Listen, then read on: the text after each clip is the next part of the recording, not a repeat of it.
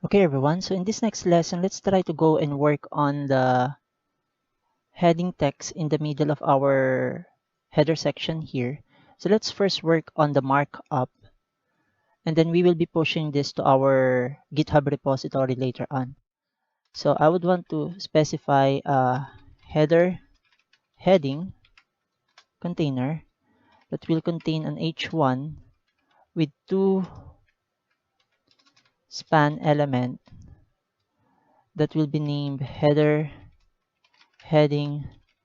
primary times 2, and let's have here,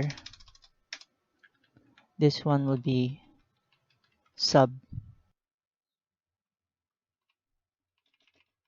Yes.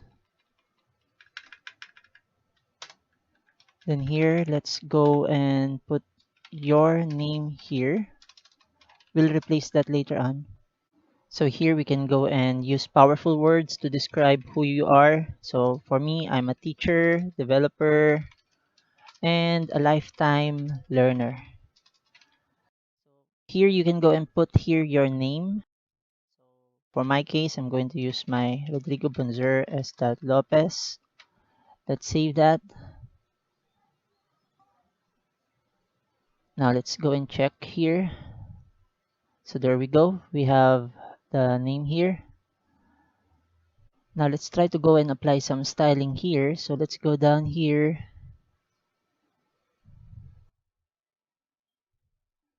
Then let's go and replace this with heading text.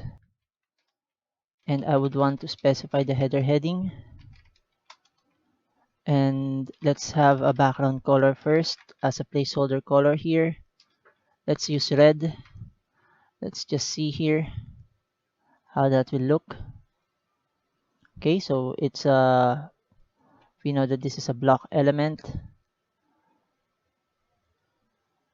If we go down to the display property here, now let's try to reposition our element here. So let's go back to our code editor and apply some stylings. So let's try to go and reposition our element here. Let's reduce the width to 70%. Let's see how that will look. I think I'm going to remove my second name here. So let's go back to the markup here.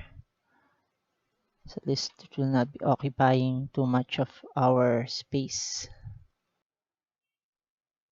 And there. Now let's try to go here and top 50%, left 50%, position absolute. Let's see how that will look. Just close that first. Okay, so top 50%. And let me just look at the markup here, what's happening here.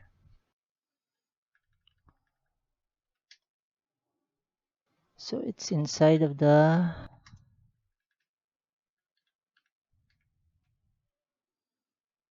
header.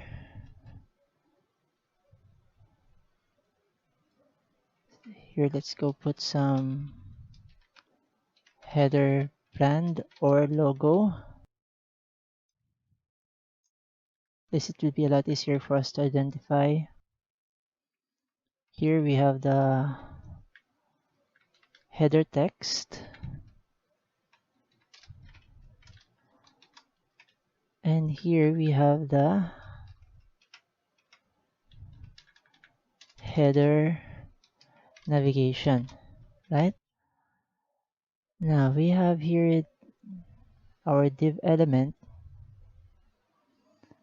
and let's go and try to make this at least 50%, transform, translate, negative 50%, negative 50% here. See how that will look. It's placed in the center now. Perhaps we can go and add some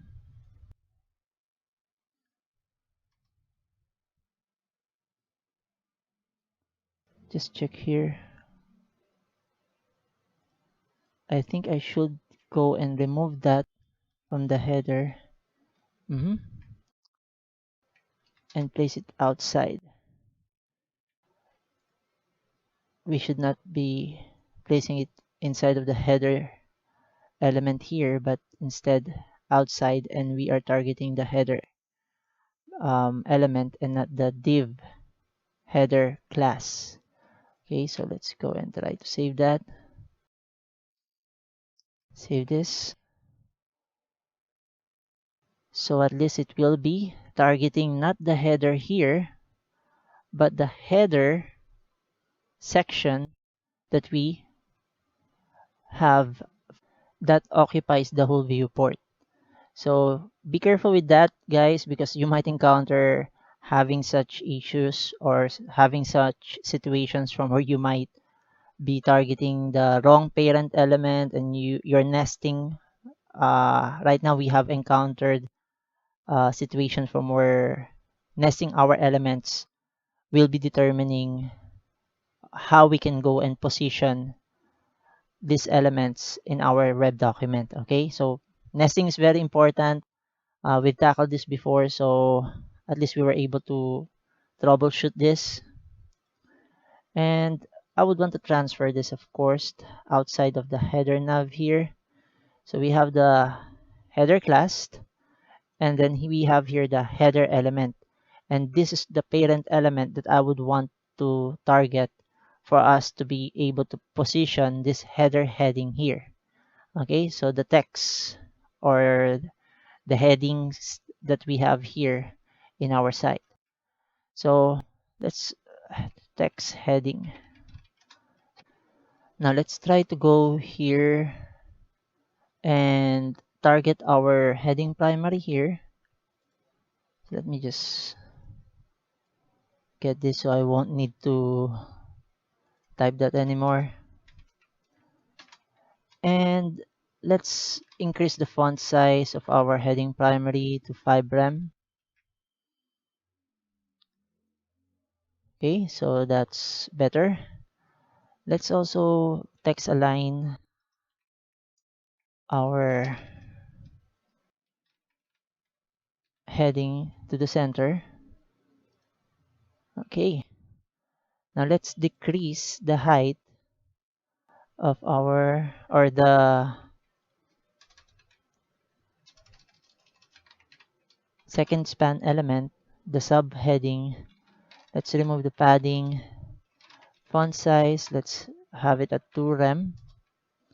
And let's give it a line height of 1 rem. Let's see how this will look. And there we go. So if you're wondering what line height is, again, let's look at the documentation here. You would see that specifies the height of a line, and we can have values such as normal line height, which is the default, a number that will be multiplied with the current font size to set the line height, a fixed line height in pixels, point, centimeter, and etc. A line height in percent of the current font size sets the property to its default value. So perhaps we can play around with this. Let's go here and try to replace this with, let's say, percentage 80%. And then let's see how this will look wherever we have, so it's not working, 1.6.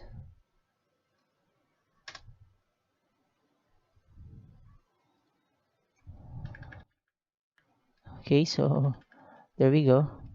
So that's actually the negative values is not allowed. So just take note of that. Like, negative values is not allowed when we are applying some line heights. So 0.6 here. Let me just go back to our documentation here, and you would see that there's a note here saying that negative values are not allowed. Let's try to use the rem value here. if that will work. So it does work. So 1 rem, we can increase this or decrease this, but I think 1 rem is okay already. Let's see if we can also apply a line height here.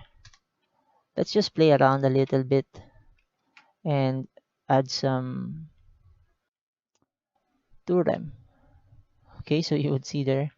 So if we increase a little bit of this or decrease a little bit, so we can perhaps add some padding here, 2 rem. Let's see how this will look. And I think that's not going to be good because I think I applied that in a different, in the body element, I think. Where did I apply that? What happened there? Oh, not here. But what we want to go to is not that. It should be here. Let me just play around with not the universal selector, but here. Let's see what will happen if we have a bit of padding. Let's say 2 rem here. So there's nothing happening here. Oh, it should not be here. Let's refresh this. Should not be there. This is just the workflow that I usually do, guys. I just want to show you here. Sometimes I prefer using the actual code in our Visual Studio Code, or sometimes when I'm troubleshooting and I want to debug and test things out, I maximize the use of the developer tools here because it allows us to not make changes in our code but test changes here in the browser itself, as we can see here. So what I want to do here is to go and try to test out our H1 here, and let's see if we can go and how about the margin top 2 pixels. Let's see if that will work. Okay, so margin's not working. Let's change about here padding top.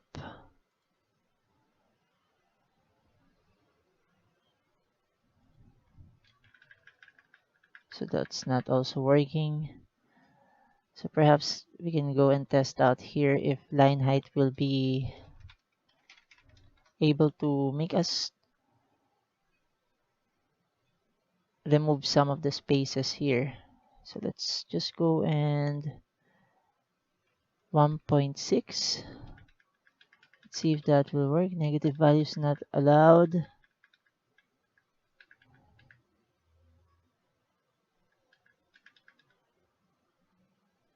So 0.6 seems to be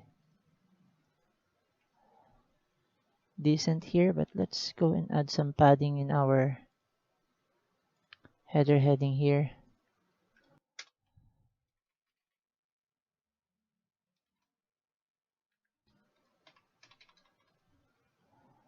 Padding will be 2 rem. Let's see. Okay. Then text align center. See how that will look. I think that will be much better. Let's see here. If we try to go and refresh this, and then let's try to go to our code editor here and try to apply what we applied there, 0.6. And here let's have a padding of 2 rem. Let's see how that will look. Not that much difference, but at least we were able to adjust some of the spaces here. So I think I'm good with that. Now let's go and remove the background color red here. Comment that out. Save that, and then let's see here. And as you can see, the text is a little bit light and it's a bit hard to read. So I think the foreground elements that we have here will need to have a background gradient. So let's apply the property linear gradient. Let me just open here the documentation for linear gradient. So at least you'll have an idea on how to use this. So we can see here the definition that this is a CSS function that we can use that will be creating an image consisting of progressive transition between two or more colors. So we can use two colors here along a straight line that will have an object of a gradient data that will be creating a special kind of image. So here's the format here. So we have the background property here, and then we have this value here, which is the function that has two arguments, and that will be the first color, the second color, and we can also add an argument of the direction here and the degrees. So let's try to apply this in our project. Let's go back to our code editor here. Now let's go to our header element and add some additional arguments here. So, oops, where is that? Let's go back here and then apply the linear gradient function here. And direction will be to right bottom. Then separate another parameter here or argument. Then let's give it a value of 1444, then opacity of 0.24. Then another argument here, RGBA, so that we'll have two colors here, 14.4 or 4 to 0.849 here. Now let's go and try to have this separated in different lines, so at least it will be a lot easier for us to see here. So again, this is the function that has three arguments to right bottom, the two colors, and we added a background image here. So let's go back to our browser here and refresh. Now we have here a linear gradient at the background that allows us to read the heading text and the label text here much better. So I hope that you learned a lot in this session, guys. Now the last thing here that I want to do is to update our repository. So let's go and open our terminal here. Now let's go and push all of the changes that we've made in our remote repository. So git add all files, git commit, and then the message add heading text and linear gradient background. Let's press enter here, git push,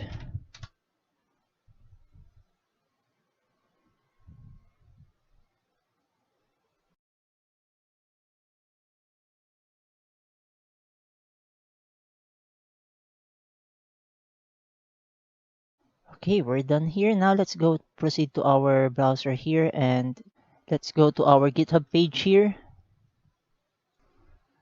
And as you can see, our GitHub page is now updated and we now have the linear gradient background and we have our heading text here. And now we can see here that the image has loaded, and if we compare it with our website in our machine, in our computer, local repository, now our remote repository has the same layout. So that will be for this lesson. I'm hoping that you got a lot of take home here, especially the workflow when you are doing your debugging and trying to test out some of the properties that you can use for positioning your elements in our document. So thank you and see you on our next lessons.